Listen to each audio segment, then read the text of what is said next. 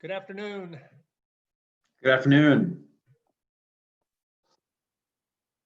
Oops, there we go. Can you hear me? Yes. Oh, Looks very cold in your photo, John. pardon? Looks cold in that photograph. This is nothing. That's right. Yeah. Is that all you got? Come on, bring on Right. some cars. I can handle it. I've got the best support staff in the world now in my office. Excellent. Yes, right. I've heard. A virtual hallway neighbor, is that right? Right next door, if I knocked on the wall, well, he's not there, but yeah. Right. Hey, Polly.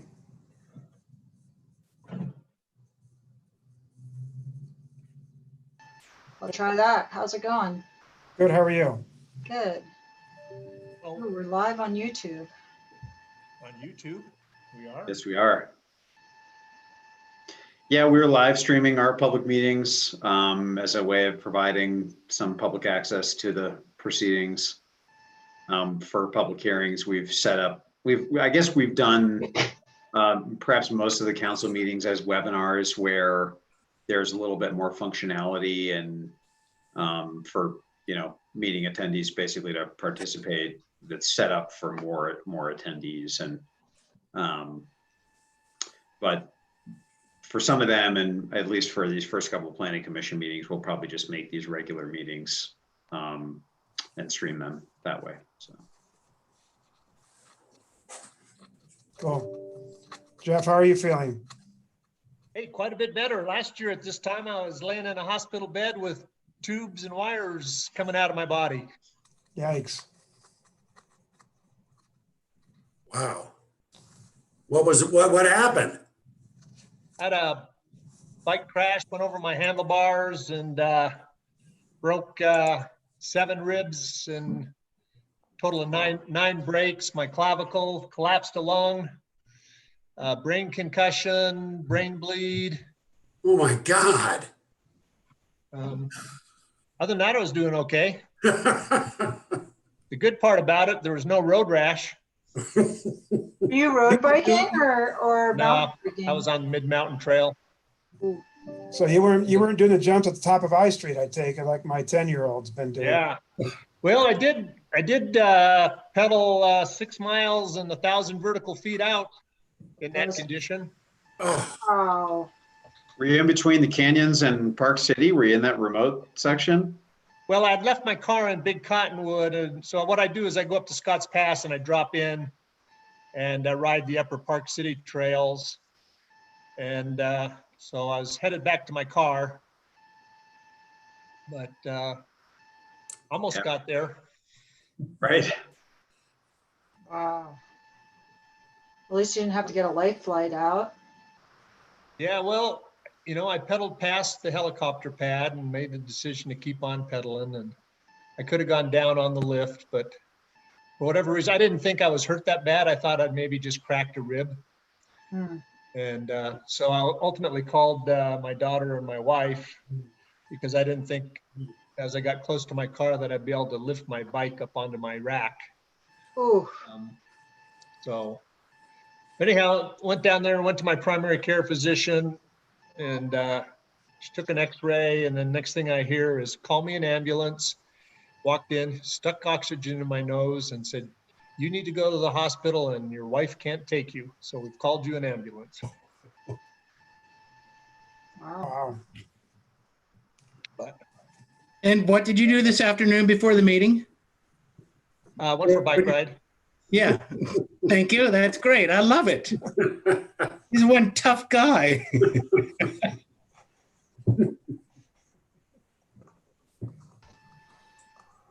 Okay, let's see, we'll probably give it a few more minutes. We give it to 3:05.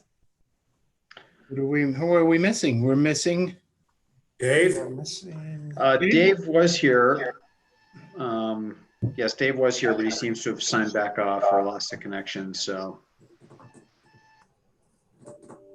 Well, Dave's in Cottonwood Heights, not too far from me, and I lose the internet about 3 times a day.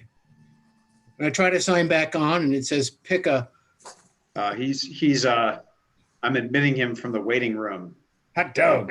once again.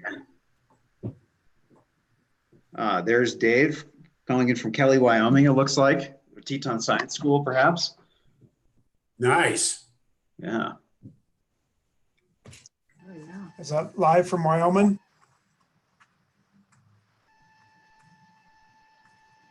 Oh, Dave's muted.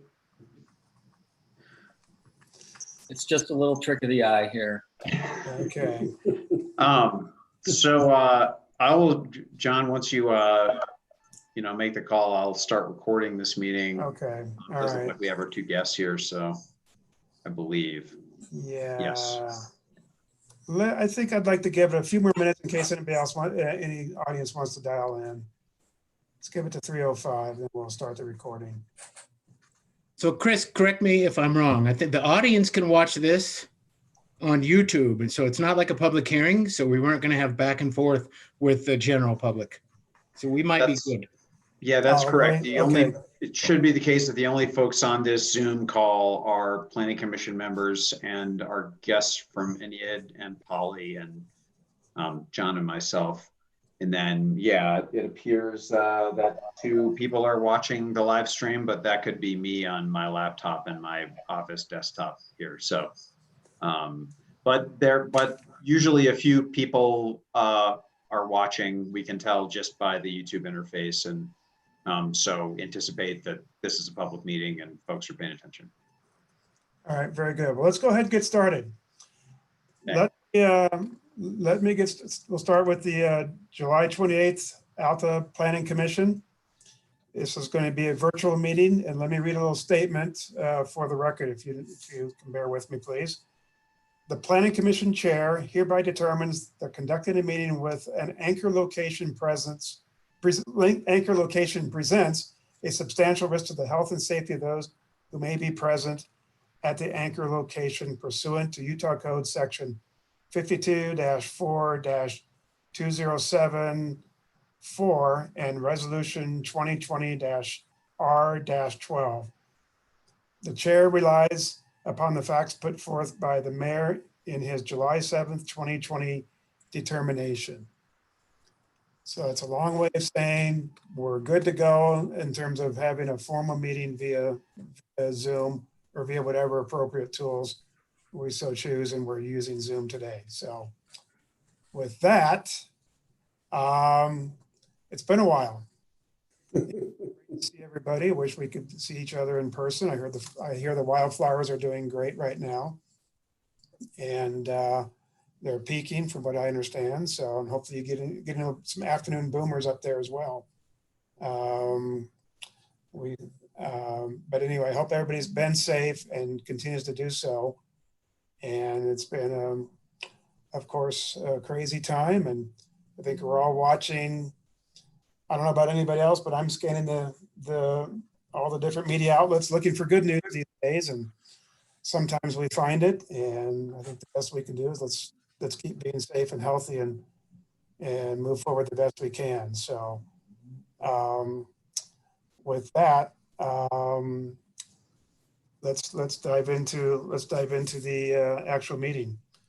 So let's start with the minutes. October, my God. October 22nd, the end of October. Yikes.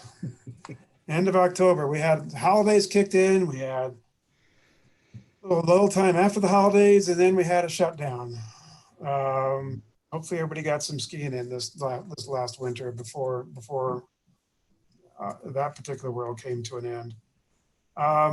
So I think, Roger, did you have some edits to the minutes? I can't recall. What I had was one small typo and a compliment that it was the best rendition of the minutes I've seen. And I thought that whoever produced them, I thought it was Chris, did an absolutely terrific job in documenting our meeting, including our drive around. Well, that's because I had 5 months to do it. So thank you. But apparently it wasn't Chris, it was actually John. You did. Yeah, how many iterations did it take to get these? How A many? few. All right. So was the typo captured? Did you? It was, I sent the typo to John and Chris, and it was. That's what I thought. So is there a motion to approve the most excellent minutes, the most beautiful minutes? Make To that quote motion. somebody, to quote one of our leaders, the most beautiful minutes ever produced. They'll be with the typo noted. Is there a motion to do so? Raji, motion? Yes. Is there a second? I'll second. Thank you. All those in favor? Aye. Aye. Very good. So that was a really good meeting. That was a great drive about. Sorry, I missed it.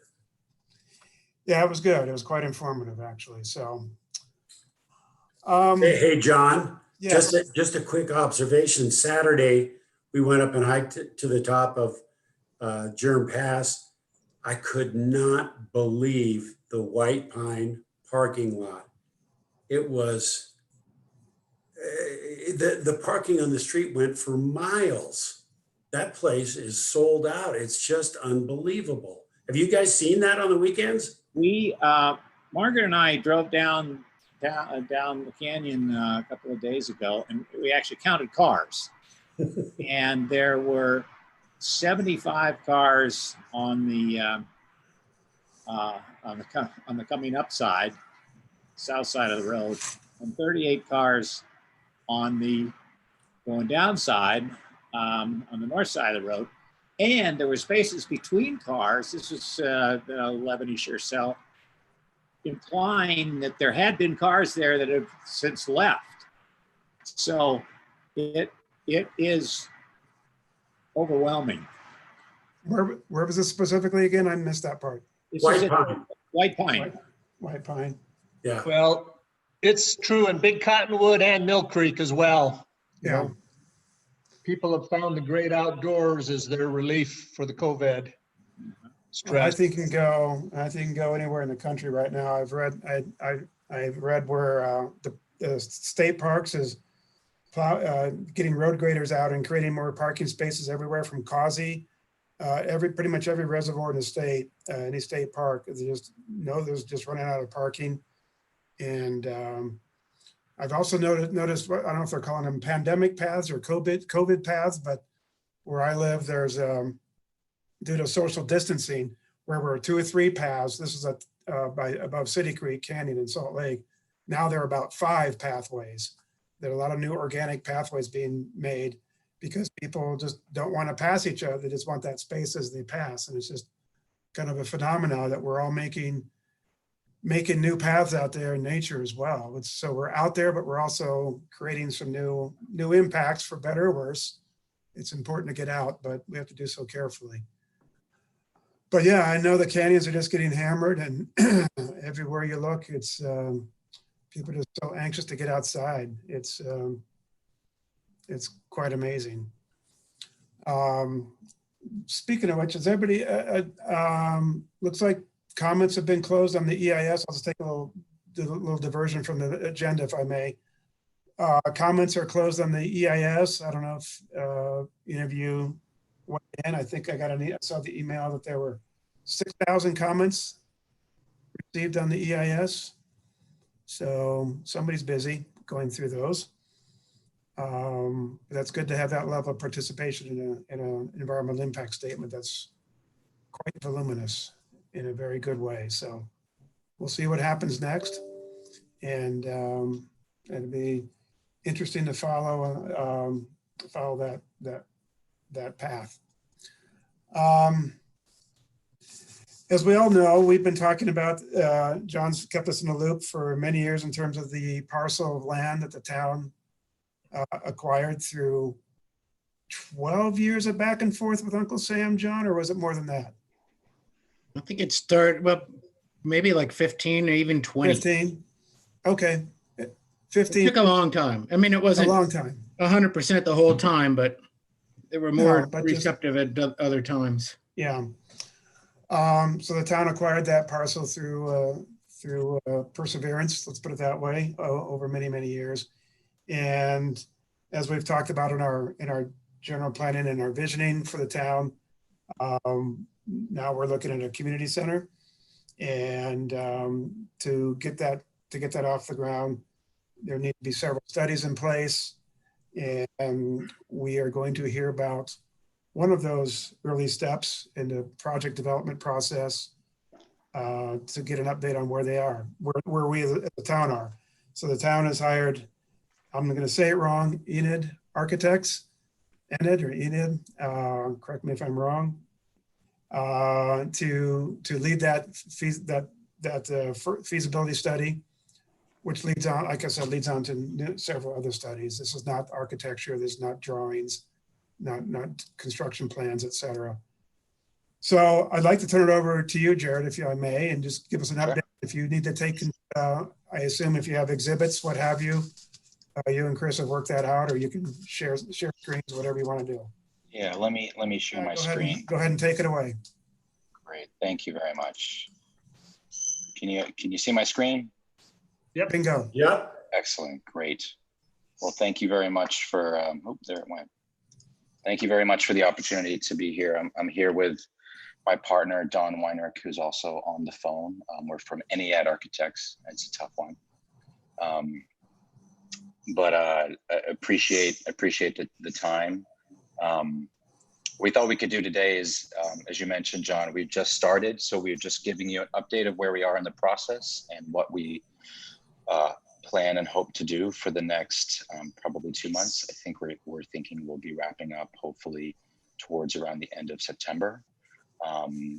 We've just started, I think we just started getting some traction beneath us. We've gathered a group of individuals from the Alta community to participate in advising us. And we meet with them bi-weekly, and they help shape and inform the process. And we've just started a community engagement process this week. So I can show you where we're at and sort of how we think we're working through this. As you mentioned, there's been lots of study about the need for a community center for the town for some time. So we're really building on that. And now that the town has, through their perseverance, acquired this great site, we're trying to give a little bit more level of reality to that site and really understand what it would mean to build there and what would we build there and how would we build it, so that through the end of this feasibility study, you have a package that we can begin to fundraise, but also to establish a budget. So we're really trying to dig through all of the unknowns so that you have an understanding of what you could build for and how much that might cost. So I'll just take you through some. Excuse me, Jared, excuse me, may I ask real quick? Sorry to interrupt. Is this, no problem. will there be a program as a result too? So approximate Yes. uses and. Absolutely. So part of what we're working on right now is we've been reaching out to folks virtually. As you know, we can't do it in person, although that would be our preference. So we've developed a process, and I can share with you that, but yes, exactly. That's one of the deliverables for our report is going to be a program. So what goes in the building? What did we hear from the community? What's the highest and best use of space? How much space is it? How will it work? And then we'll be doing some conceptual diagrams that might show you how that would come together. And another question along those lines. Yep. I kind of know the scope and the budget, et cetera, that there probably wasn't anything there for market analysis to support any of the programming recommendations. Is there going to be some risk associated with maybe some programming recommendations in terms of the market analysis may or may not support that in the future? I think that's a fair question. There's not a marketing analysis as part of the feasibility study. What we're gathering are recommendations, and what we're trying to build in our conversations is a sense for what would it mean to operate a facility like this. What kind of staffing would that mean? Will there be income generating programs in it? Okay. What's the need for that? But I hope that what we were able to put together for you at the end of this could then be, we could have a marketing analysis done on that Great. to make sure that what we're proposing is really sustainable. Okay, thank you. I agree. That's an important follow-up. Yeah, and sorry, this is Don from any ad hybrid, but just to be clear, so the market analysis component is not in our scope. That is Right. not at the moment. Okay, thank you. So what I'll share with you today, I'll tell you a little bit about our team, and I'll get into some detail about how we're talking to folks and how we're going to build a program for you. Then we can show you a little bit about the site. We've just started to understand some of the zoning issues pertaining to what we can build there, and I can talk about the schedule and where we hope to go in the coming months. As part of our feasibility study, we put this in our proposal. We're working with a number of specialty consultants that'll help us evaluate the site and evaluate ideas about the site. So one thing that's really important to us is the environment and the potential for the building to be highly sustainable. So we have a group that we've worked with a number of times, Atelier 10, and they're helping us to understand the feasibility of what it would mean for the community center to be net zero, net positive. What does all that mean? And then hopefully that we can actually get a little bit of detail in there so we can put a dollar value to that so that you can make decisions based on what the need is, the aspiration, and then the value. So they're taking a look for us, really diving deeply into the climate analysis so we can really understand what a building that gives back to its community from an environmental perspective means: water, energy, heat, insulation, all of that. We're also working with Lyra Structural Engineers, who's another company that we worked with often on many of our projects around the world. They're really great designers, first and foremost, and we brought them on because we know that the site is in an avalanche path, and whatever solution that we come up with there, or solutions, really needs to respond to that. Helping us, the town is actually consulting with the Contour Group and Stephen Clark's folks, who have been helping us, and we've actually been meeting with them on a fairly regular basis so that our structural engineers and the architects really understand what designing for resilience in that location means. So they're also going to be providing a report and helping us with the understanding the structural loads. But right now we're talking about sort of conceptual designs. Does this work? Doesn't work? What do you see in the area? And on that note, we also understand a big part of the feasibility study is understanding what can be built in the town of Alta. We understand that there are many restrictions and many things work there and many things do not. So we're also consulting with Big D Construction, who we're hoping to provide us some additional input in terms of what kind of materials we can use, what things are cost efficient, and how we get them there and how we get them constructed. So those are all different aspects of this report that we'll be pulling together over the next couple of months. A question on that: are you going to look about the very limited construction window that exists and what that may mean for any design elements you ultimately recommend? I think that's a great point. I don't know that that's in our proposal, Don, but I think having some understanding of when you could build, and at least a conceptual time frame for that. I think that's seasonal. It's super important. I think that makes perfect sense. We'll certainly raise that issue with Big D. And obviously, if there are others who have information that could help us, please bring it forward. Yep, absolutely. Also, there are complicated construction issues. The highway into the site is narrow and steep and long, so getting workers up. Anyway, you guys know way more about it than we do, but we recognize this is a very challenging site on which to build anything. And as we've been talking, starting our dialogues with folks from the community, people have been stepping up and offering some of their expertise. So we plan on taking advantage of that, because I think all the information that we have, the better. So what I put up here on the screen, I'll just talk about very quickly. So we understand that, this feasibility study is really falling on the heels of a number of other studies that have been done for the community center over the past 10 or 15 years.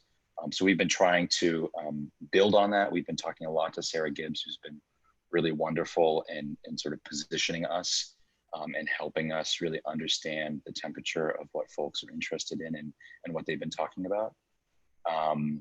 But really our study is enabled because there is now a site and a location. So we're doing something that's very specific. Part of our study will be talking to the community, building a program, building and having an understanding of all the systems that you would need so that we can establish a budget.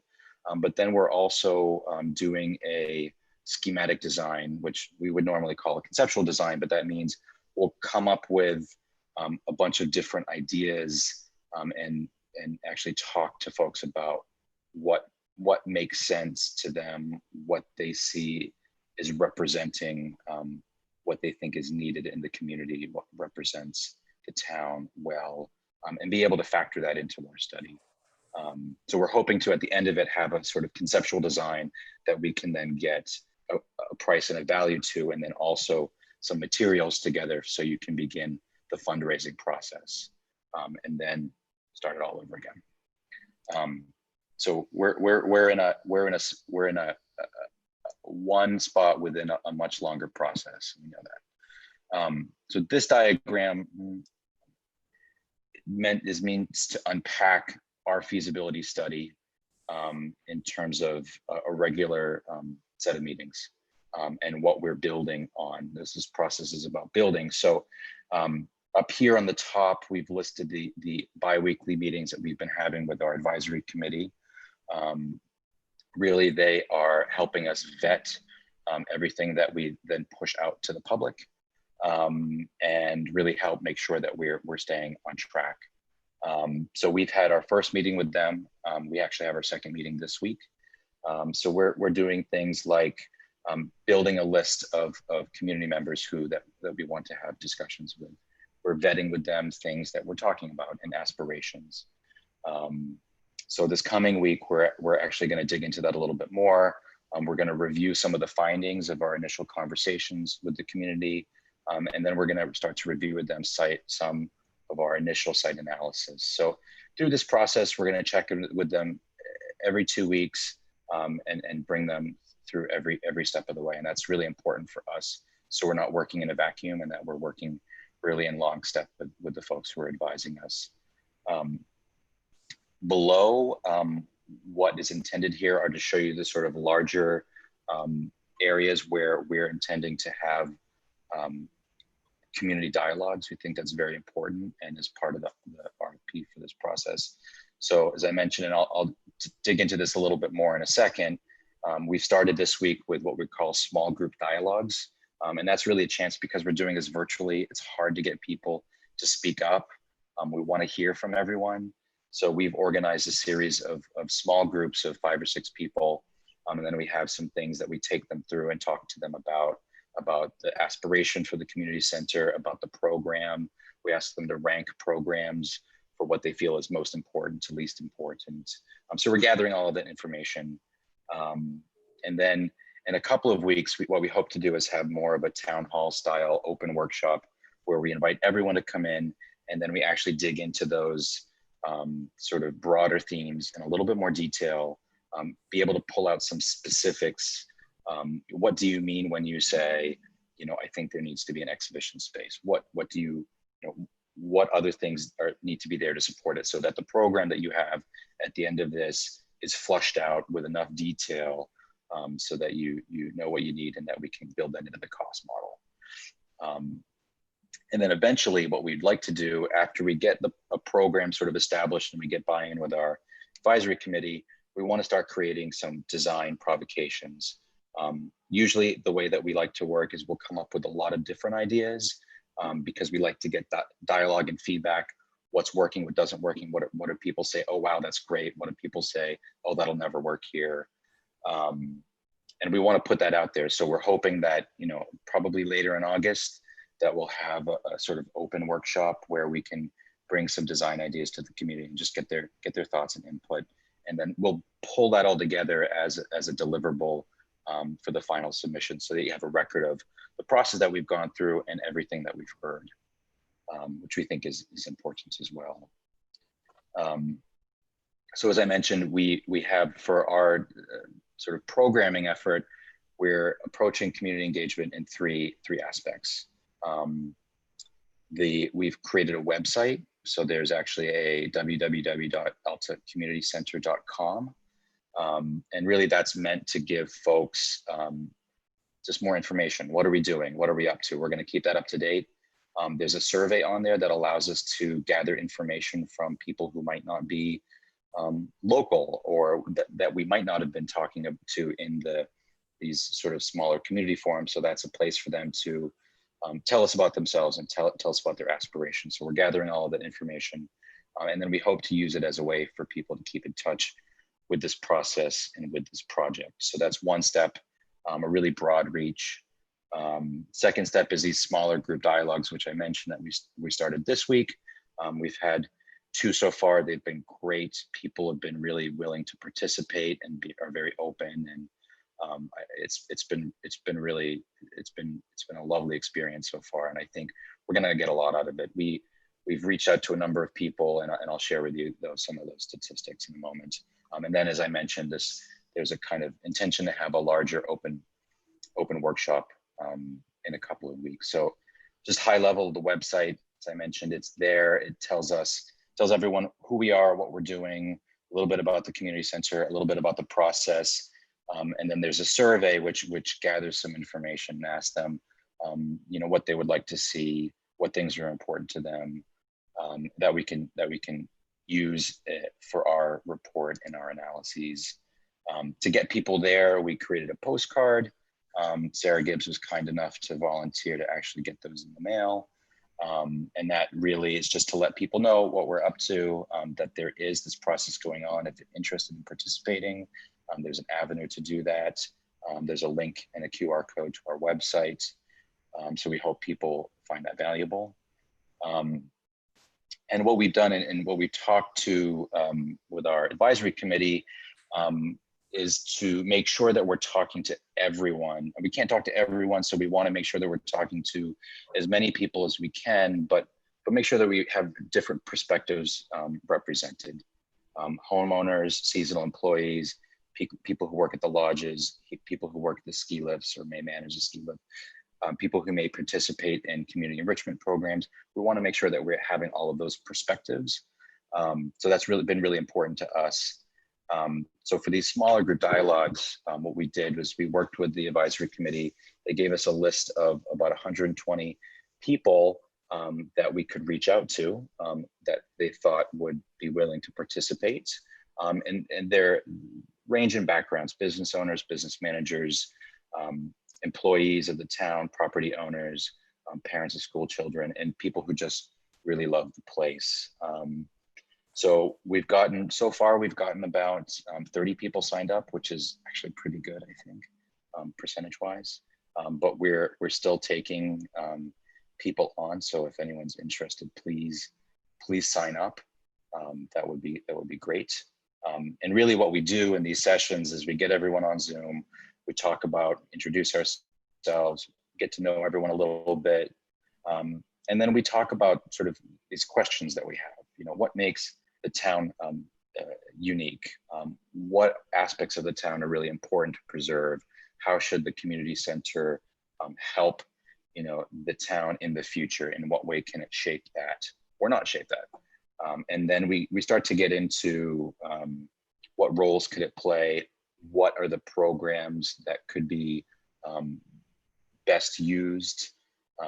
We're hearing things like wellness, which is really important, exercise, but also mental health, and places for people to gather, but also places for people to be by themselves. So we're learning lots of interesting things that we're hoping to gather. And then at the end, we sort of ask people to rank, you know, sort of highest and best use. What do they think is the most important?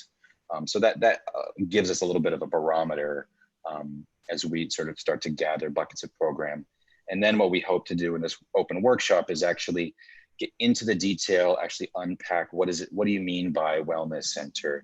Does that mean you need to have clinical spaces? Does that mean you need a yoga room? What does that mean, and how can we support that? So that's kind of our process for building the program. And what we'll do is we'll, you know, organize that in a spreadsheet, and we'll sort of work with the advisory committee to figure out exactly how big the building should be, what our right target is. And that's what we're hoping to get some feedback from our friends at Big D as well. You know, what's the kind of reasonable size, what makes sense from a financial perspective, and we'll work that into the report. Any questions about that before I keep going? Does that make sense to everyone? Excellent. Great. Jared, I might just add one Yeah. thing, that we Sure. don't see programming as just totaling up the sum total of all the spaces that have been requested. Yeah. A lot of the concern on our part is going to be about making the space use efficient. So designing for flexibility so that you can comfortably launch a program. Over time, programs may change. We want, to the degree possible, to make every space usable, adaptable for lots of purposes, and then solve the puzzle of keeping the facility a modest size by how you schedule its use. Yeah, that's exactly right. And one of the things we've been hearing a lot is the need for flexibility, because who knows where we'll be in 10 years or 20 years. So making sure that whatever it is that is designed or considered can flex over time and can support the changing needs in a way that's economic. And I think for us, this process is as much about building the program as it is about building the aspiration. So we want to make sure at the end of the day that this really meets the aspiration for the community center first and foremost. And then there are programs there that can support that aspiration. And this Yeah. is Jeff. Just a couple of quick observations that I don't know if they've come up yet, but you may want to consider.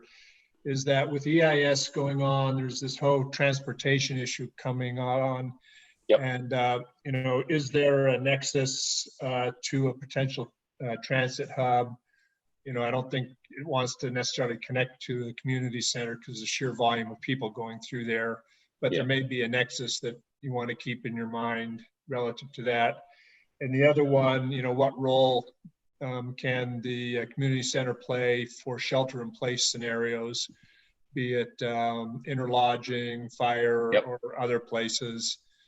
Is there a role that this facility could play in that? Absolutely, those are great points, and we've been hearing a lot of that as well. I think a lot of folks share those concerns. We did have a preliminary conversation with UDOT just to find out sort of where they were in the process, and to understand, just sort of unpack a little bit, like, how does the community center relate to a transit hub?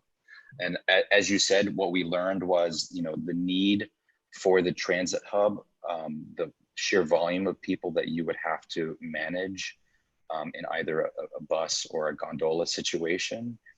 That size of that facility would be as big as the community center, so it couldn't really be an appendage to it. It would almost needs to be its own facility and its own center.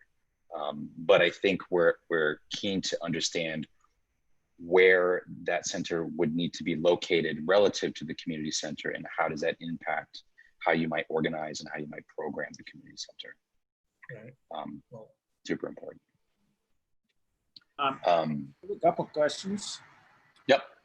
Who all is on your advisory committee? That's question one. Sure. So we have a bunch of folks. We have Sarah Gibbs.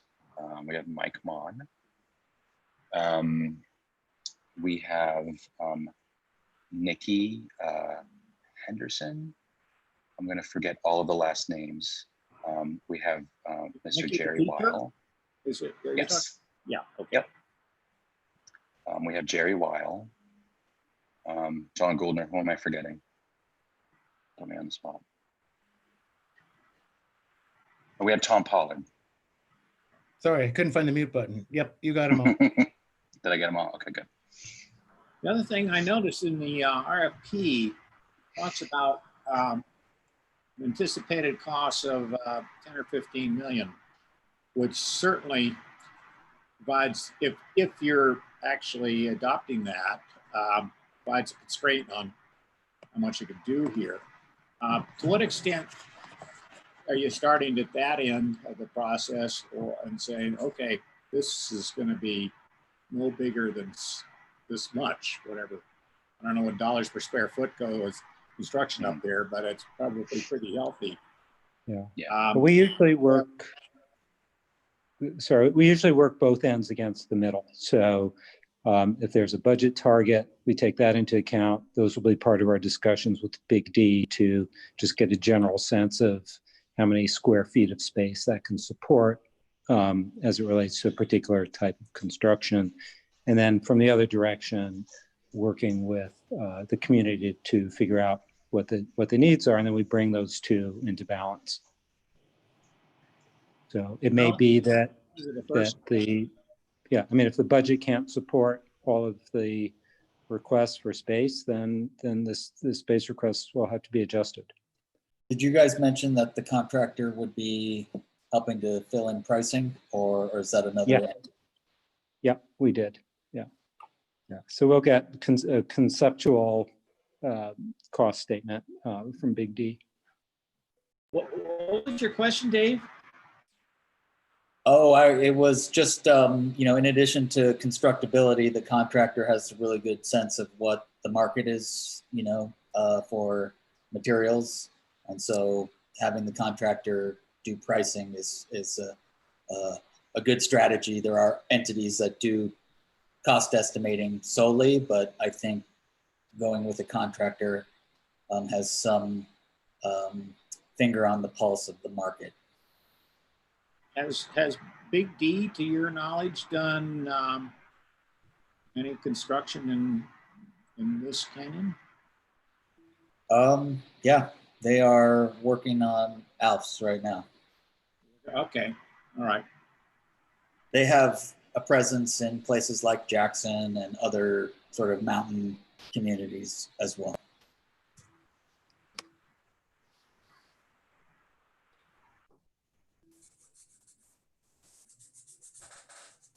Who are you guys working with at Big D?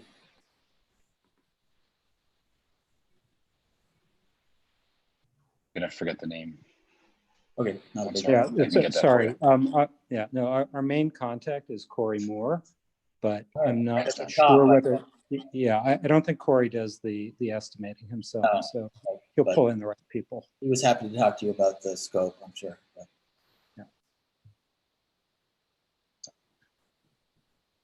So let me just, all I have left to share with you is just a little bit of some of our site analysis. So let me start here. So if everyone's familiar with the site, it's very long and narrow.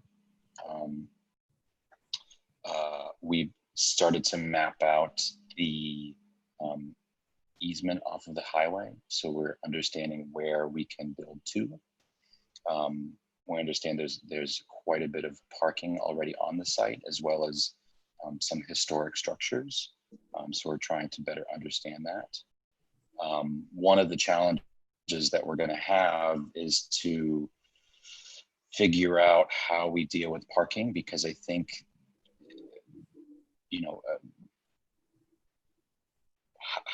I think dealing with parking is always tricky. I'm sure, as you all know, and trying to build what is needed to be supported.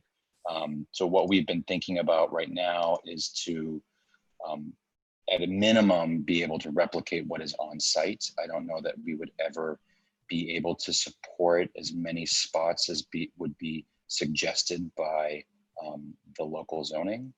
So that's going to be part of the analysis that we will do and put together for you. Because, you know, to have as many parking spots are required on grade, that would take up 3/4 of the site. So I think we'll have to manage and sort of weigh the size of the site, but then also what kind of parking could be accommodated. And as you know, we're also thinking about the allowable lot coverage. So what's shown here on the diagram in red is just an earmark, but that gives you the allowable site coverage that we are allowed to build within on the site. So the site area is 51,000 square feet. The allowable buildable area on the site is 33,500 square feet. So that's inclusive of any site improvements. So parking is included in that. And what you see here in purple are the footprints. One is 20,000 square feet and one is 10,000 square feet. So we don't know, we haven't really gone through the programming process yet, but through our conversations, we understand the facility might want to be in that area. So we're just starting to map that out. So if it becomes a little bit more compact and perhaps a little bit taller, there might be a little bit more site area that we could reclaim for parking. So they're all sort of factors that we're going to weigh in as we begin to develop the program, begin to understand what that program means in terms of the budget, understand what the structural impacts of being in an avalanche path mean to this facility. What does things like the building orientation mean for environmental and sustainable aspirations? So those are going to be all key components of our process and then of a report. So hopefully by the end of this process, you'll have information on every one of those aspects, and you should have enough information to be able to take the project to the next step. So the last thing I have to share, unless anyone has any questions about that, is just our schedule. So we started in July. I think we got really our feet under us sort of about the middle of the month. As I mentioned, this week we're having our first week of community meetings. We're hoping to have our second meeting, hopefully the end of next week. It may slip into the week after. We've had a lot of interest in these meetings, so it really depends on how many we end up scheduling. But then once we get into September, we'll be hoping to bring all of this information, the environmental information, the structural information, the construction information, as well as design concepts to our advisory committee, and then hopefully to the public to get everyone's thoughts and inputs. And then we're currently targeting completion of our report around the end of September. So this is a question maybe for the mayor or John. My sense of the folks of Alta, they tend to travel a lot during the summer months. So are there key stakeholders that aren't being engaged because of travel schedules, do you think, or are they capturing the key stakeholders and voices of the community? I think that the advisory committee and ENIAD have done a really good job of, I mean, I was joking with Jared earlier. It's like, so how are you going to deal with these 120 suggested contacts? So, I mean, they have a lot of contacts, and with the COVID, everybody's doing everything by Zoom. So the people that travel are still able to weigh in, except for Tom Pollard, because he's like in the middle of nowhere in Minnesota, and the internet's not that great, but he will re-engage when he comes back. But I think the people are accessible, and I think they have a really good mix. Good. That's just what I would have said, John. Thanks. Hey, Jared, this is John. Have you heard any feedback or any comment suggestions as far as mixed use, meaning commercial retail, as far as ideas? Are you hearing that much? Is it 100% public community oriented? It's mostly been community oriented. I think there's a general understanding that the facility is going to want to have some food service or some commercial activities so that the building can be self-sustaining financially. that's been the message that we've hearing, and we've been hearing a lot that there's a need for, kind of a food outlet of sorts as a way to bring people together. Yeah. But not a lot more than that.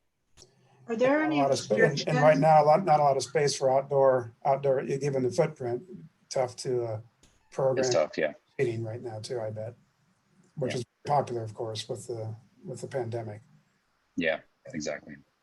John Goldner, are there any restrictions with the conveyance from the Forest Service in terms of use? As long as the primary use is for the community center, does that cover any kind of commercial use that we might have in there? So far, it's pretty wide open. I mean, we don't have no problem with a small retail outlet like sunscreen, snacks, magazines, and then like a coffee bagel shop. So those things have always been okay. If we start getting too much commercial, we run into problems. And then if we start using the RDA money, when that gets off the ground, they've got some restrictions on what it can be primarily. And I mean, it can't be primarily a police station or a fire station, but so far nothing that we're thinking about would get us into trouble. Jared, you mentioned the base zoning. What's your thoughts there? I think the base zoning is one of the FR zones. I wish somebody would not have mentioned that, but I won't make Jared answer that. Right now, that's FR 50, which means you have to have 50 acres for anything. However, it is in our commercial zone and that little blob that we drew on our general plan. So it would be ripe for rezoning. So, I mean, I suggested that NEAD look at this as if it were base facility zone, because that's the natural rezone. Another thing that we could have done at the time, and we talked about this with the Forest Service, they weren't going to give us anything above 2 acres. So we could have somehow attached 49 acres to this site so that we were treating it and pretending like it really did have 50 acres. So we could do that, or we could rezone it. But we're looking at it as if it is the base facilities. Okay, so that's a housekeeping, well, that's an item for us at some point. And that's all, well, it starts with the planning commission, public hearings, and goes with the town council. So it'll be public hearings, and we could even rezone it for a specific public use. Right. So, and we mentioned that in the general plan. So it'll come back to you. Yes, at some point, correct. And I guess thinking, if we go through this whole process and then a rezoning gets shut down and we can't do anything else, then I guess that means that people didn't want it in the first place. But I can't see that ever happening. I mean, we just have to assume that this is going to work. Right, okay.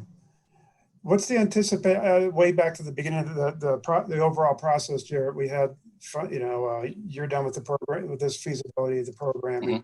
And then there's a lot of next steps, fundraising, there's design refinement, I assume, all that thing. So exactly. Maybe it's more of a question for John, the mayor, is that, do we, as far as budgets and things like that, is there a revenue source identified to take it beyond feasibility study? You volunteering? No. I figure we need $15 million, and what I can tell you is that the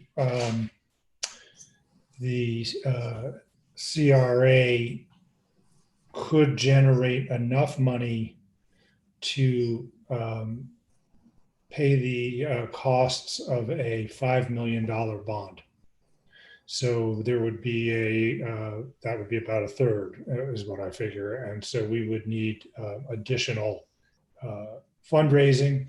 There is some talk,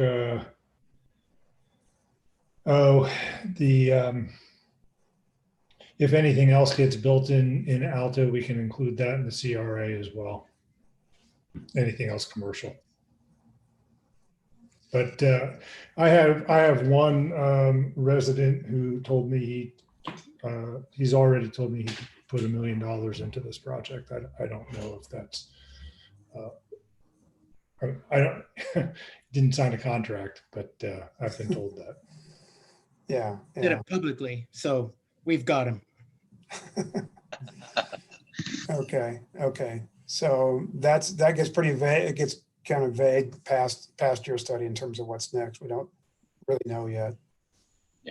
On this Eric, topic, another question. of funding, The I noticed in John's write-up, he talks about tax increment funding used to solidify a bond. Those terms are not familiar to me, so could somebody explain that? That's what I was just talking about. So we have created a community redevelopment area. Is that what CRA stands for, John? I can't. Right. Um, Reinvestment, community reinvestment. area. Reinvestment, yeah. And it includes the main source of funding for that is the snow pine. The snow pine was assessed at, I'm just going to use very round numbers. Let's call it $1.5 million of value by the assessor before it was rebuilt. And now it's worth, let's say, $11.5 million. So we can get up to 75% of the tax on the difference of $10 million. And so the first step in that was to create the community reinvestment area. With the help of the county, we've done that. We have spent no money on this up front. If this ever starts generating money, then the county economic development group that helped us will get paid. So the tax increment in the example I just gave was $7.5 million. It's 75% of the tax on that $10 million. And that is enough to cover our repayment costs of a $5 million bond without going into any other kinds of revenue streams for covering the bond. So I noticed that Peruvian was just reassessed also. It went from 4.5 million to 9 million. And so its assessed value doubled, and gold miners' assessed value went up by 40%. Are those increments capturable in this CRA also? I would doubt it, but because usually it's growth typically is how this often works. But I don't know the answer to that. See, the point of this is that the other agencies are giving up their share of the tax to generally give an incentive for a development to occur. There is a way you can do it retroactive to the new development, and that's what we're doing with Snow Pine. So that's bad news, Roger, about the Peruvian and the gold miners, because not only do we not get that because it's not new growth or add-ons or new buildings, we're now going to have to raise, we cannot get any extra dollars from anybody in town from one year to the next. So if the county changes, if the county increases their valuation, we're going to have to adjust our tax rate down so we get the same amount of money as last year. Yeah, a curious thing. This is for Jarrett and Don, who probably are less familiar with the nuances of Utah tax policy than we are. But if valuations go up, you have to lower the tax rate to keep revenues, receipts by the government the same, or you are deemed to have raised taxes and have to have a truth in taxation hearing to raise taxes. So what would happen if the Peruvian were sold and scraped, and that lot were scraped and a new building were built there, that would certainly provide more of this funding.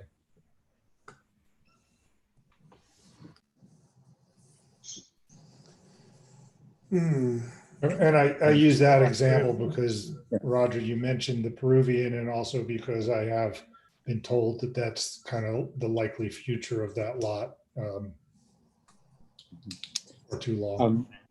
Harris, and I apologize. I have to head to another appointment that's going to start in just a couple of minutes, but I think Jarrett has as much time as you need. Yeah, I myself have only about 15 minutes. Anyway, good to hear your voice, Don. Let me know if there's anything I can do Of course. with you. Yep. And Yep. Understood. Yeah. You know, we feel the process is proceeding in a really good way. good. Yeah, I think there'll be a lot of creativity required when we start getting into the talking about money, it sounds like. So, which is always the case.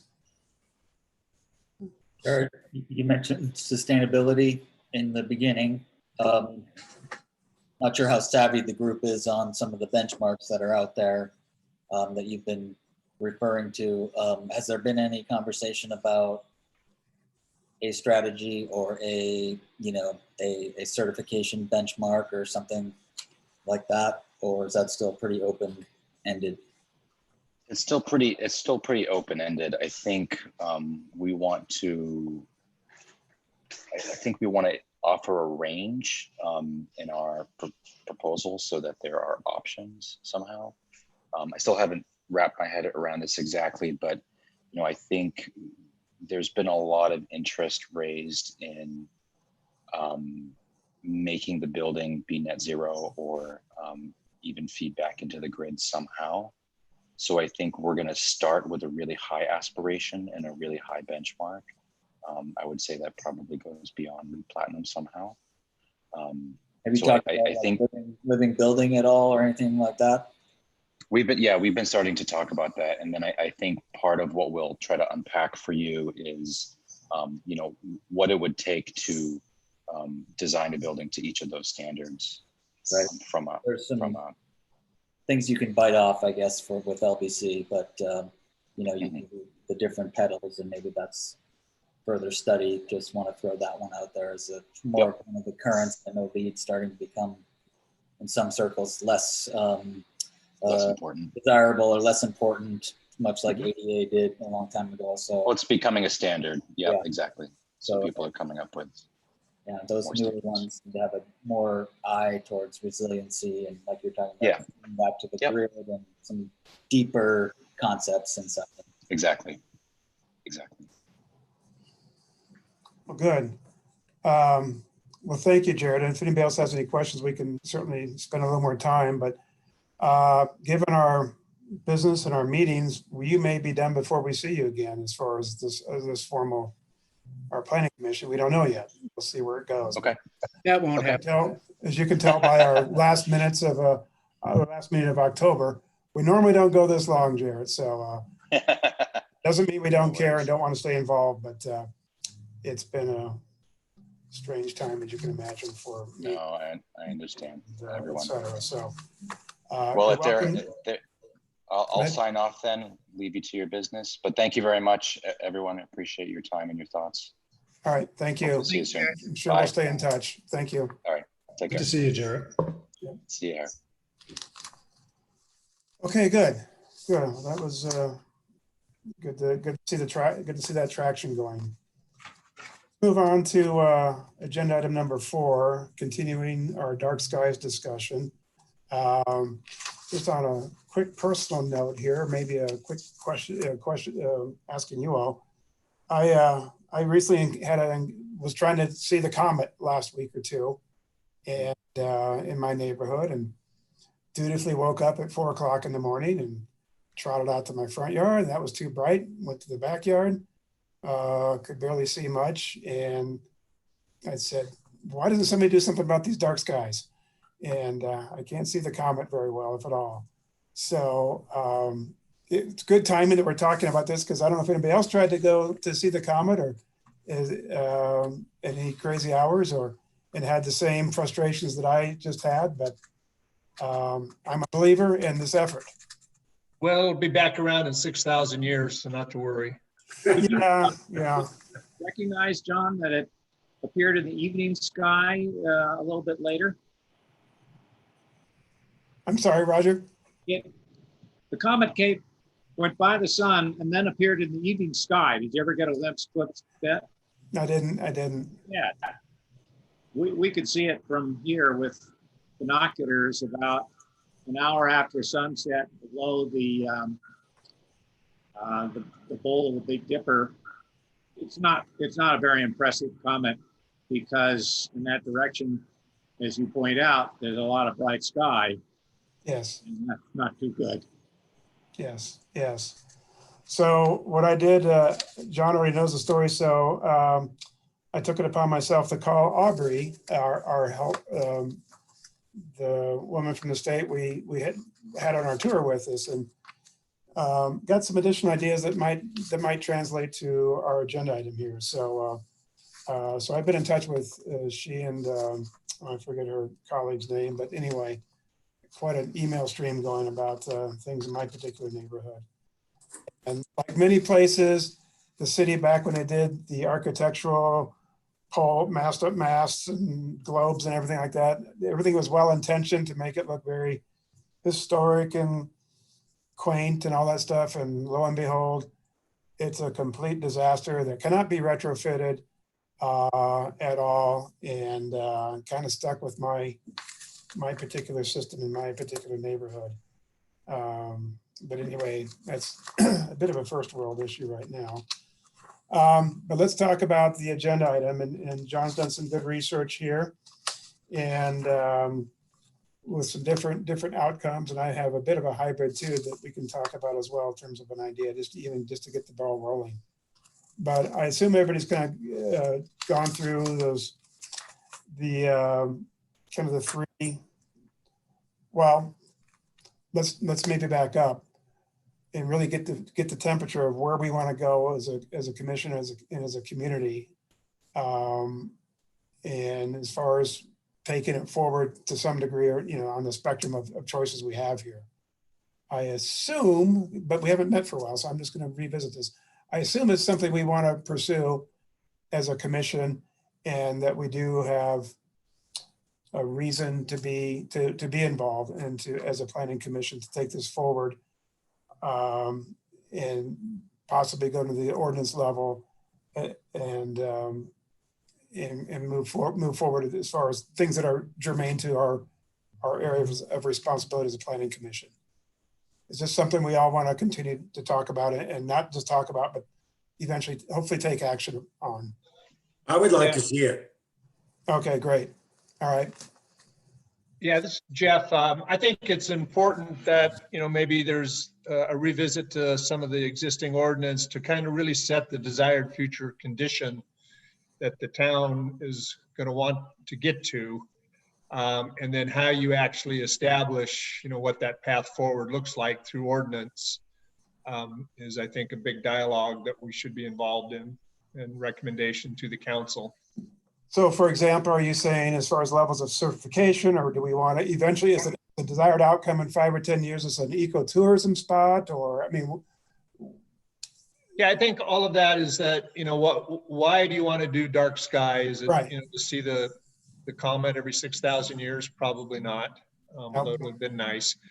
But, does it bring value to the community, both financially and aesthetically, and to the residents that live there?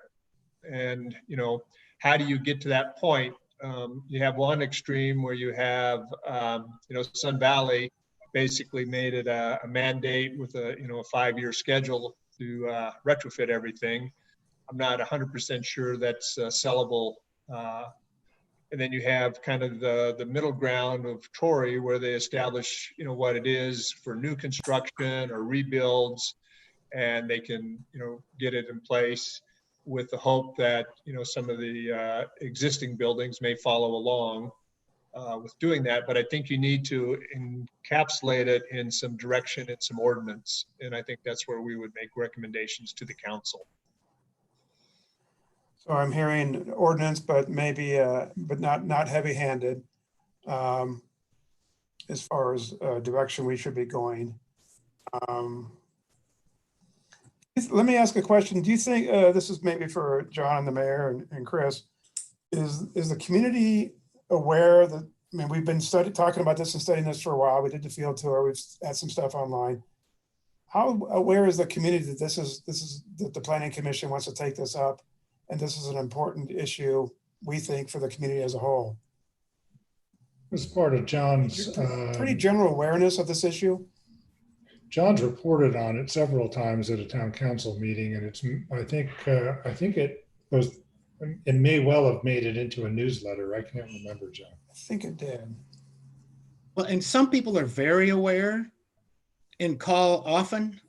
And others, you know, like the lodges, they know, because I've talked to all of them about some of their lights that are, that kind of stand out a little bit too much.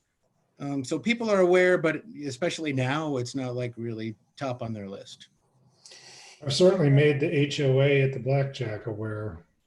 Oh, good. Yeah.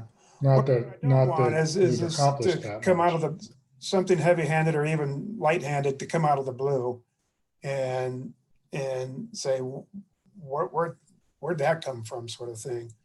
So I think there's an educational, maybe to what you're saying, Jeff, I think there's still room for some education and awareness. And I'll almost use the phrase marketing of the notion and what we're trying to do. And not sure where to start with that necessarily. John, I would say this is not my idea. This was, I'll reference a conversation with Goldner, but starting with our ordinance, what does it say right now about lighting, and you know, how much teeth does that have? And then I think I'm with you. It's probably is some additional ordinance piece, but I don't, the use of heavy-handed or, you know, really intense requirements for existing structures doesn't seem right necessarily either. So I don't, you know, I think that would be our study. And that's great that that was in the package, to have those two ordinances to kind of compare and, you know, understand what does that impact the community, you know, the existing houses and existing buildings and new construction. Obviously, I think that's our initial capture is new construction, but it'll take some study not to maybe upset the apple cart or just kind of disenfranchise, you know, the town. Yeah, no, I agree.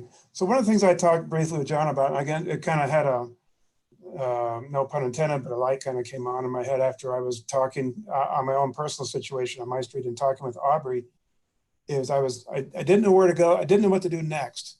And so what I needed was some help from someone like them, or even a vendor this was my idea to get started anyway, is just, let's say a resident up there wanted to take it upon themselves to do a better job and voluntarily do the right thing.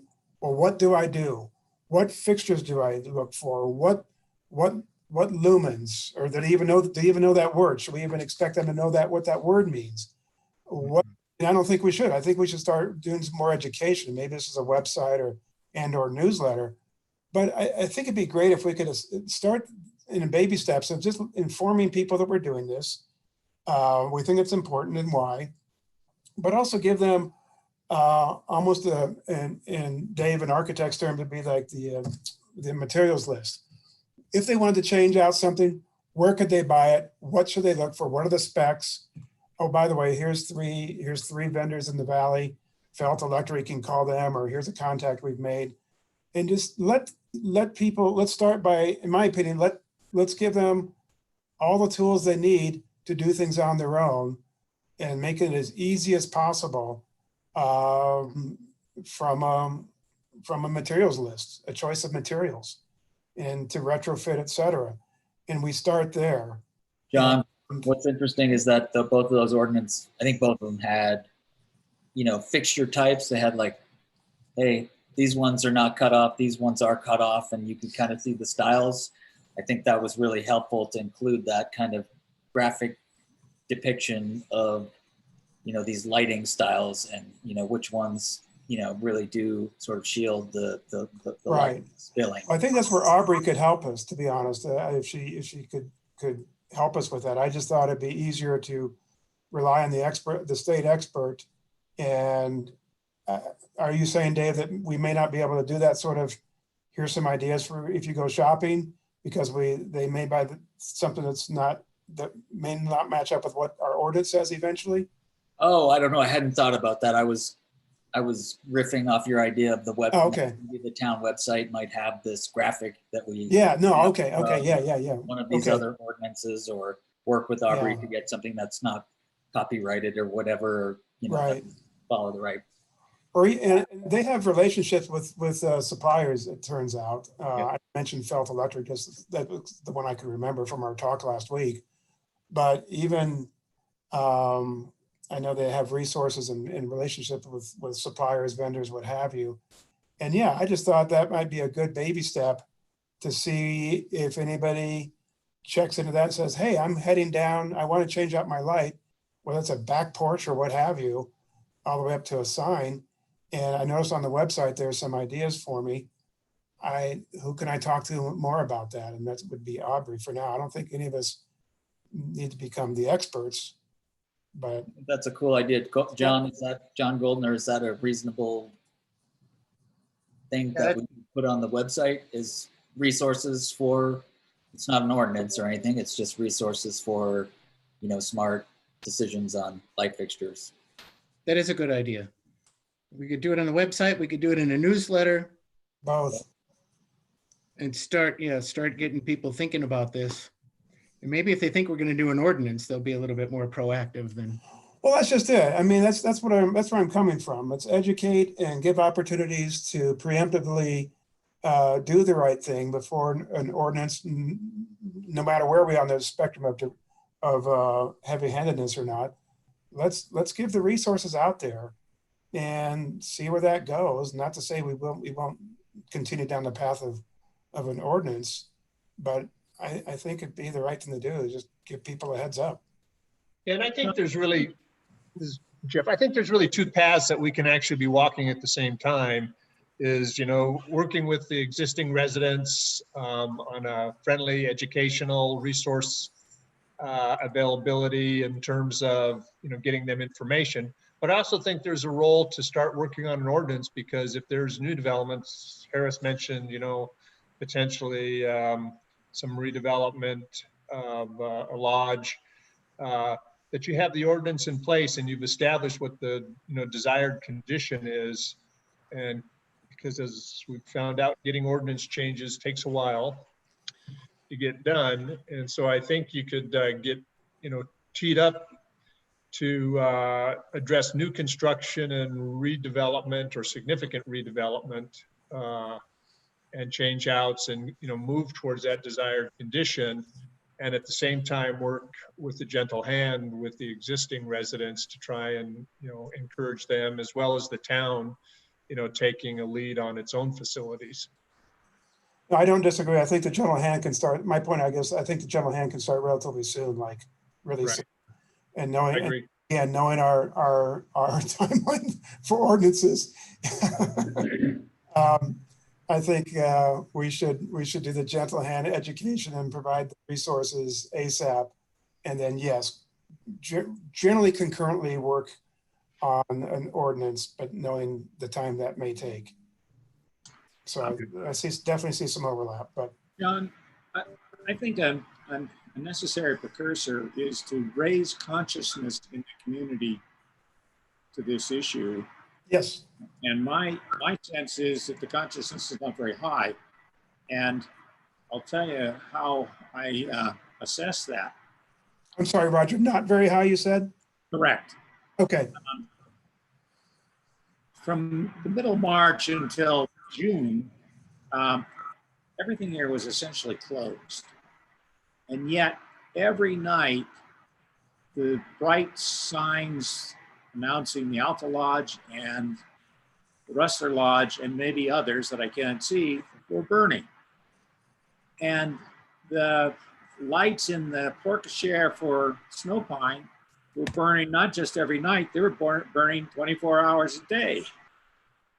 And to me, that says that some entities are just don't recognize this as an issue.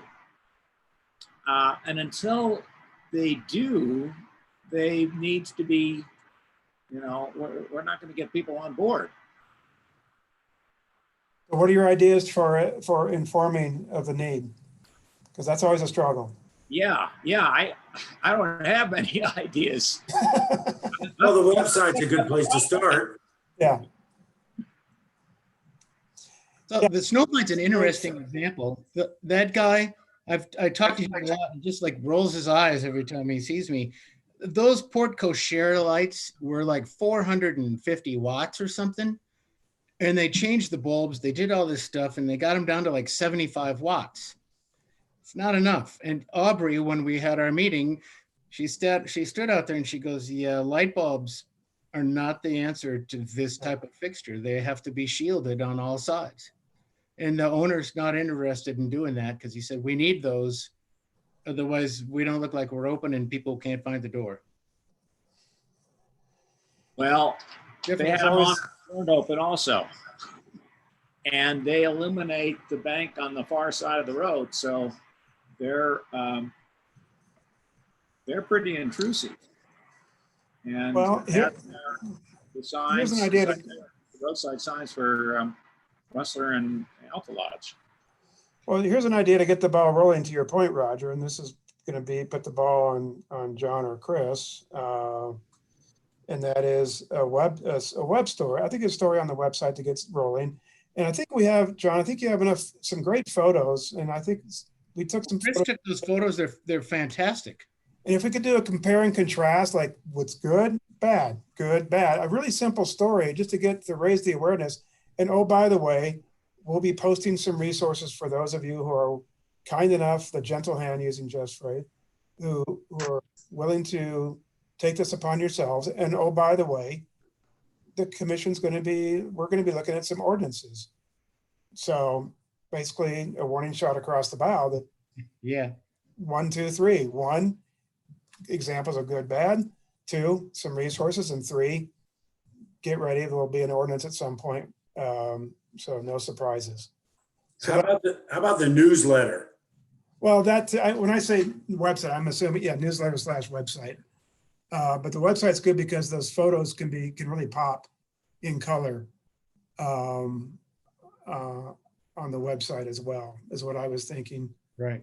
So How about, I know, John, you worked on the town lights.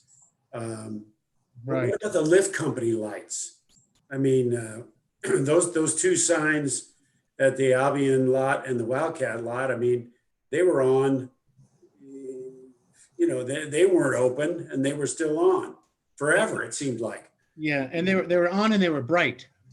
And the Albion, the upper parking lot, they did fix the lights. I mean, they've improved them quite a bit over what they used to be, but it's not as much as I thought they were going to do. Did you notice it, Roger? Okay.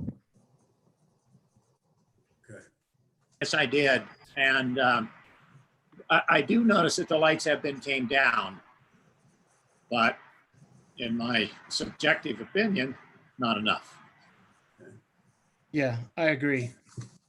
I was a little disappointed that they didn't do more, but Greg Bell said that he came up for some reason with his wife and was hiking around, and he called me up on a Monday and he said, yeah, those lights in our base area really are awful bright. We have to do something about that. And it's just one of those things. It's like, great, we will be talking, and then other things intervene. So they're aware. John, I can't remember, did the town purchase the meter, No, but I want one. Those are cool. well, I'm just thinking, no, that wasn't, if I recall, if you told us it wasn't that expensive, right? Yeah, they're like $100. And because I was joking with Aubrey, I said, I must be a geek because I really want one of these. And she goes, oh, Well, should. here's another idea in the spirit of the gentle hand is maybe the town has one, and some, and it could be lent out to property owners if they want to do their own personal assessment. I mean, I'm just trying to think of making it as easy as possible for them to do the right thing on their own. I think we should provide as many tools as possible. Ooh, yeah, that'd be interesting. That way you can buy the gadget too. Two birds with one stone. Far out, but I'll never get to play with it because it'll be Well, online. no, but you check it out like a library book sort of thing. And I it'd mean, be nice. just take away, like I said, I like to take away the handles, just taking away the handles here. Now, what is this lightometer? What is it, John? It's just like a little handheld meter, almost like a photographer would use, and it measures the lumens or something from 0 to 100, and the higher the number, the darker it is. So they said that the snow pine was like 17.8. The big bright lights by Blackjack were like 18, and they said the snow pine was about as bright as the reading they get downtown Salt Lake City by the O.C. Tanner building. I like that technical term too, Rob, lightometer. We might The lightometer. copyright that. Talk to Polly and copyright that right after It's this called meeting. a photometer. It's called a photometer. It's what? Photometer, photometer. Photometer. Yeah. Okay. Okay, I'll have to order this while Piper's on vacation because they don't like us buying all these toys. Well, We'll do it this. was in the minutes that you need to buy this. So noted. Yes, yes. Or you can check out the Apple App Store and just get an app for it on your iPhone too. No. We need gadgets. So are we kind of have enough? I'm looking to you, Roger, to a large extent. Is this a good coverage? Is this a way to get the ball rolling? Newsletter and or website article, resources, check out our cool toy, example photos. And then meanwhile, we are committed as a planning commission to get the ball rolling out on ordinance. And we're going to play with that, again, no pun intended, but that spectrum of heavy-handedness here. Okay, I guess if somebody's going to write those down as assigned action items, that'd be a good thing to do. They're being recorded. And I'm trying to write. And, yeah, I just want to check in. I mean, we can, I think at the last meeting, we looked at Grand Counties, if I recall correctly. They had just redone it.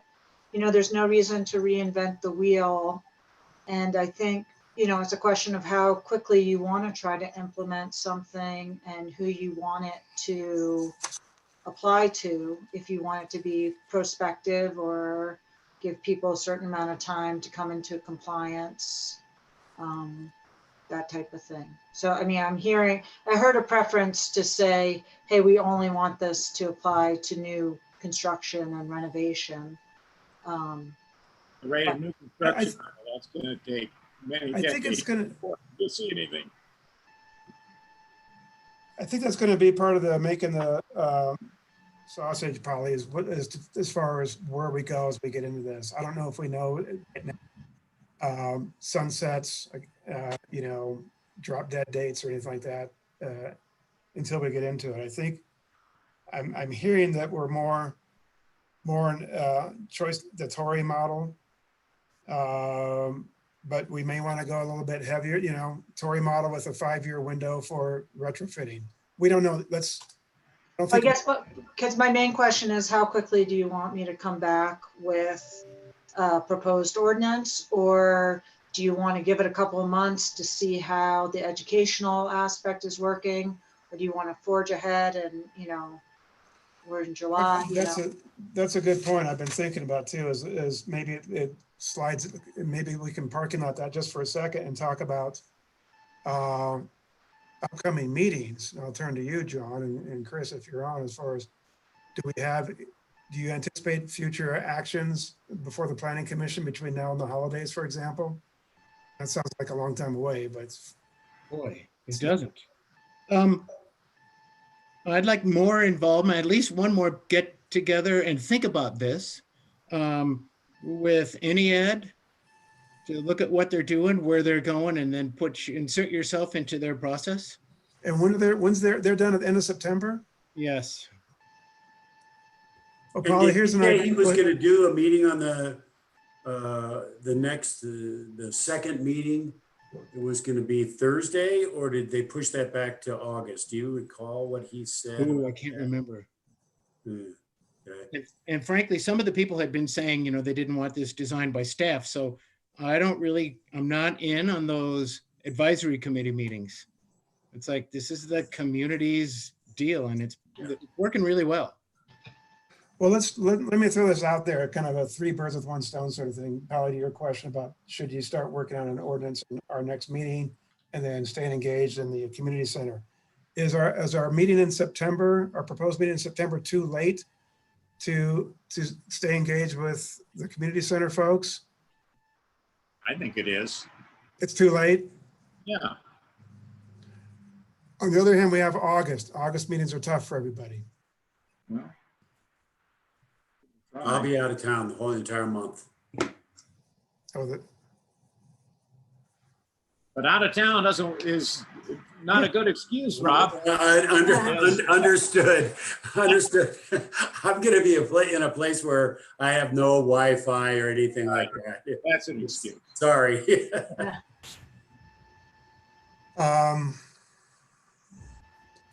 Well, if we're gonna have a meeting, I want to make sure it's got some meat to it, to be honest. And Well, I guess, John, my thought is, if we're just going to be a listener to the ENID's activity, we don't have to have something in August. We might as well wait till they're all finished. I agree with that, Roger. I think we're going to be receiving information. Then We're we need not to do it forming the August, study. not sometime later. Well, then following up on that, it would be nice. I don't want you just to be listeners. So if you have any ideas, you can email them directly, or you could get on their website and do the survey. I haven't done that yet, but I just don't want you to miss an opportunity to throw in what you think we need and would fit in Alta on that spot. but I don't think we need this. I don't think we need this forum to do so, is what you're saying. And I think we all know there's plenty of opportunities to give that input without a formal. It doesn't need to come from. Nothing's coming from the planning commission, unless somebody wants. We all want to write a letter and I'll sign it. But there are plenty of opportunities to give individual input. Yeah, there's a difference between us responding as individuals and responding as a body. If we choose to do the latter, then we would need a forum to do that, of which an August meeting would be it.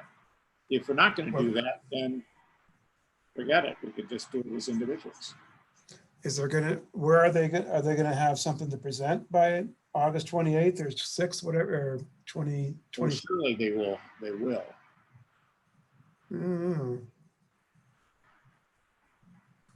Maybe a little more detail over what they've got right now, but I can't imagine they'd have anything like a finished. Oh, no, I'm not looking for a finished product. I'm looking for some intermediate product, some intermediate product. It doesn't have to be formal. This is what we've done. This is where we are. This is what we think. This is what we're thinking. What do you think?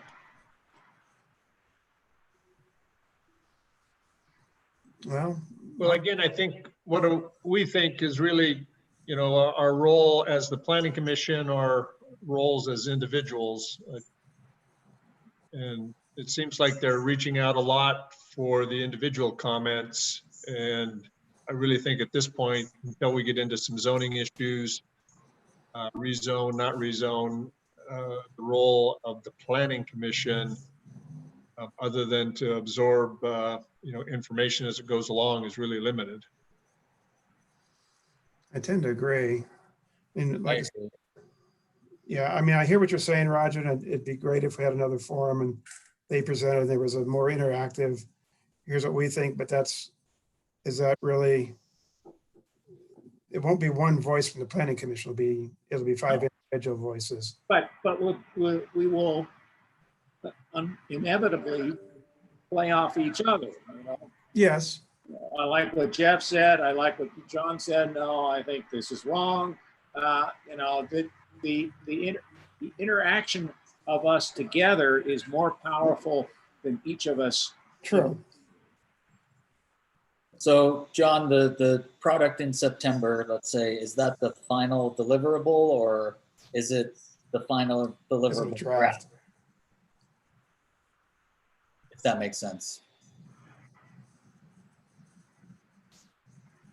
Well, that would be the goal then, John, is what I'm saying, is when we meet in September, they present more of the, let's say the 95% study or whatever, and we could opine, and whether or not they incorporate that stuff is kind of, you know, up to their discretion, but would that give us another shot? I mean, we didn't really have much to react to. There was like 2 rectangles and a, Yeah, there wasn't really anything today, but so the I don't process, know if we accomplished, you know, it was great to hear what they're considering, but there wasn't much to react to. And I don't see that much to react to even in 2 months. I mean, Well, there better be. If the study's over, then Yeah. there should be a lot more that we should see. You know, there should be drawings and program and, you know, spreadsheets and all kinds of stuff to observe, and a lot more diagramming and other things that I would suspect from a feasibility study. all right. Now, Roger, to your point, I definitely agree. There is definitely value in working with each other and, you know, a discussion and a conversation. But I couldn't help but think we didn't do this for comments for the EIS, for example. We didn't get together and have the same conversation with UDOT. I'm not saying we should have. I'm just saying, but this is more ours. This is the communities, not the states. So it is a little bit of apples and oranges. So I'm open. When the change of school schedules, I'm trying to bug out for a week. I don't know if it'll be that week or the week after, but I can't promise. I may be around, but I can always dial in too. It doesn't really matter where I am these days. Rob, it doesn't matter where you are. You could dial in. Right. Ha! You know, and it doesn't have to be on our regular fourth Thursday or fourth Tuesday. You can, you know, Chris could take a survey when are people available in that general time period. Yeah, I think in the world of scheduling meetings that I'm getting involved in, it'd be nice to go to right after Labor Day, but that's just me. Well, I'm back. You know, I mean, I'm back on the 3rd. So, and I'm not going anywhere anyway after that. So, I mean, early September works for me if it works for But is anybody. that too late? It's not September. as too late as waiting until they're all finished.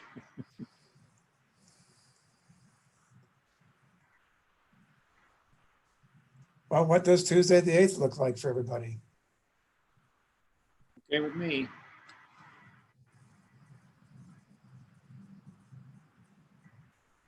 Do you think that's too late? Looking at John, Chris, Polly? I don't think so.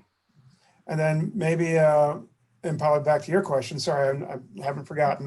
Back to a draft ordinance. I think maybe come back.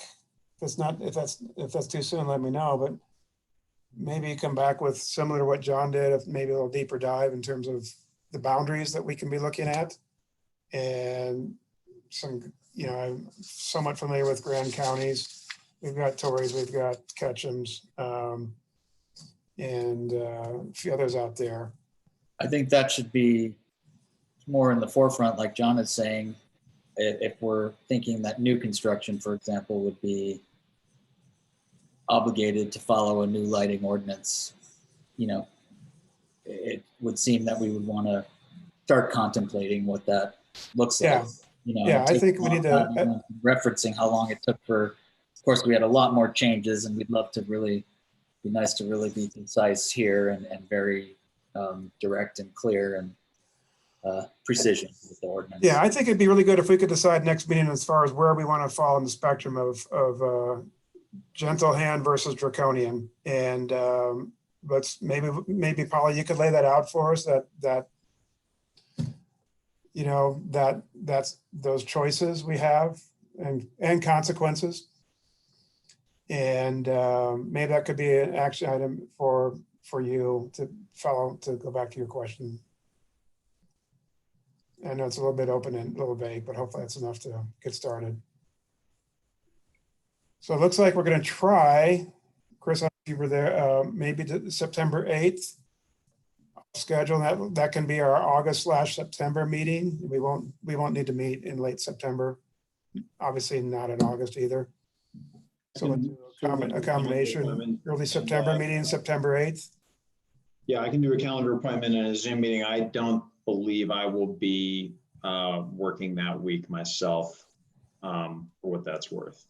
But If you have an internet connection and a camera. gonna opt out. I'm sorry, but I think that between the rest of us, we can get a Zoom call functioning most likely. And we might John G, does that work for you, September 8th? Yes. And John, Yeah, I have to say yes. we good? Jeff, everybody, Dave? As long as it will be the same time, like 3 o'clock. I think 3 or 4, yeah. I have another meeting at 6:30 that night, so Good. that. Oh. We're not done by then. Good, Yeah. thank you. But if you were gonna start at like 5:30 or something, I'd have a problem, but Let's make that a goal to be done and you know, me, Start at 6, and then Polly will make sure that you get to your 6:30 meeting. yeah. I'll be like my school board. Oh, I can't discuss school closure. I've got a meeting, another meeting at 6. Yeah. Before we leave the question of ordinances, one of the missions we had in our October drive-by was to look at the wildland urban interface as far as the fire threat is concerned. And I believe we concluded that it wasn't really good to have trees right close to Right. buildings, but we have an ordinance that says you can't remove them. And so here was a conflict between what's safe and what our ordinance requires, that I think that, as far as I know, we haven't.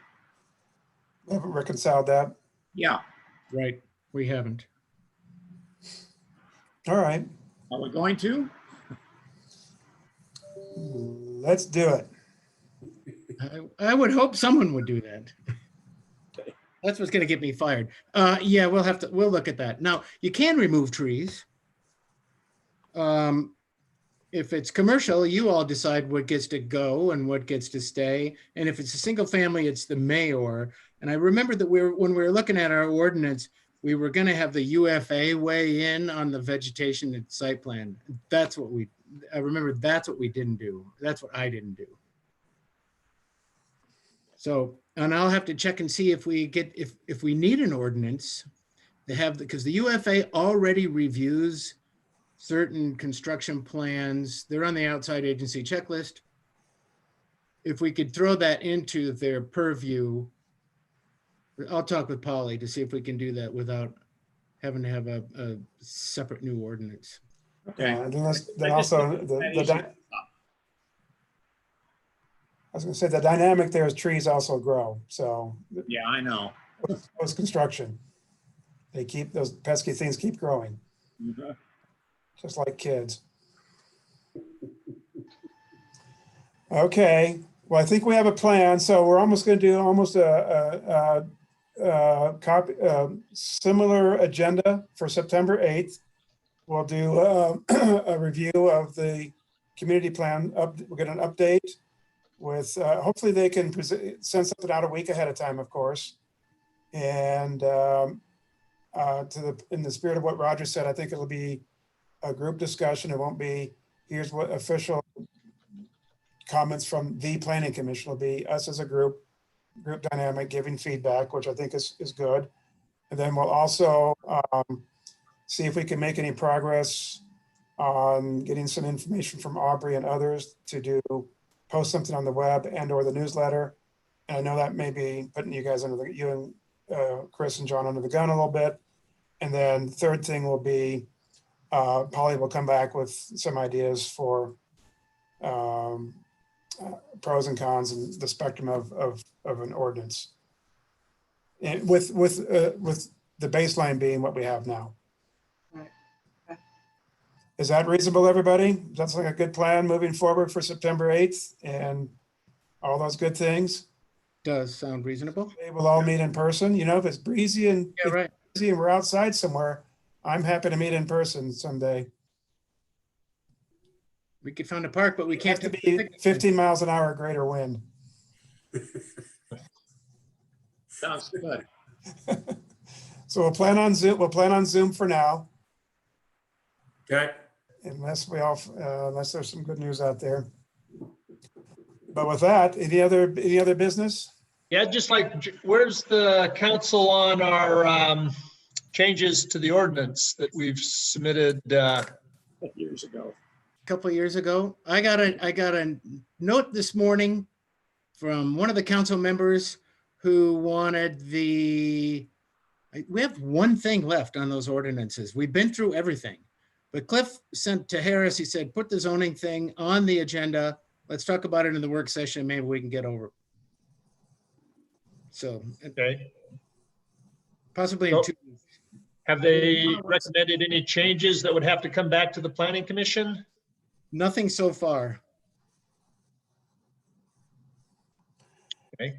So Another agenda item idea. This isn't. I'm not sure this is a tradition that we've had lately, but in the past, I just want to think about this time of year in the fall. We've oftentimes heard from Alta ski lifts, and I bring that up. Lots of obviously, clearly, a hell of a lot of unknowns out there. We have a whole spectrum of, there's going to be a whole spectrum of outcomes of even the ski industry this year. I don't know if anybody caught the news recently that Portillo in Chile is probably not even going to open this year. That's a pretty big resort. They're not even going to make it for a variety of reasons. Do we want to, is it in the purview of the planning commission to keep abreast of where Alta ski lifts is in terms of not just safety, but from an economic standpoint to the town of Alta and to what we do for the town? Do we want to hear from Mike or anything, or just throwing it out there? I think that's super interesting, and he has been giving those type of reports at council meetings. Oh, okay. I think that, and right now it's just wait and see. I think it's more appropriate to be asking him, in terms of improvements or how did the Albion Basin renovation go, or whatever, that's more tied to planning. Okay, that's fine. But staff can give you an update based on what we hear at council, if that's helpful. At a recent council meeting, Mike said, and we've heard this elsewhere, that next month they will come forth with what their intentions are for the fall, for the upcoming season. And I can imagine it ranging from we'll try to go full speed ahead and see what happens, or they're going to impose some separation requirements, or we're not going to run. I think the spectrum is all over the place, but by the time of September 8th, we'll surely know what their position is. And we may not even need Mike to tell us, because it'll be public knowledge.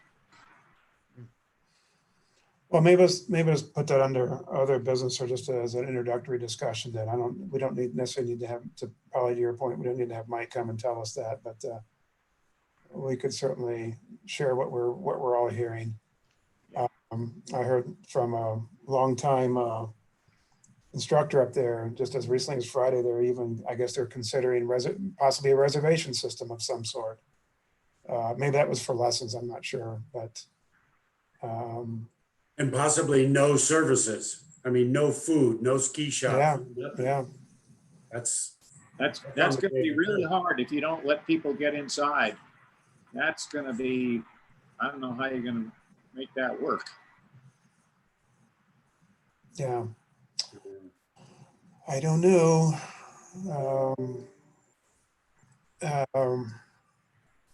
Anyway, well, lots of uncertainty, to put it mildly. And I know whether we can ski or not is far from life and death, but it is part of our culture and our mental health, let's put it that way. So our quality of life that we're fortunate to get to be even have these discussions about, to be honest. Okay, with that, I'm gonna suggest we adjourn. Is there a motion? I'll make that motion. Is there a second? second. All right, Rob seconds. All those in favor? All right. Aye. Thank you, everybody. Yes, thank you very All right. much. Good meeting. Yep. Everybody be safe out there. Likewise. You. All right, you See too. you. We'll be in touch, everybody. Bye. Take it easy. Thanks. Bye. Bye.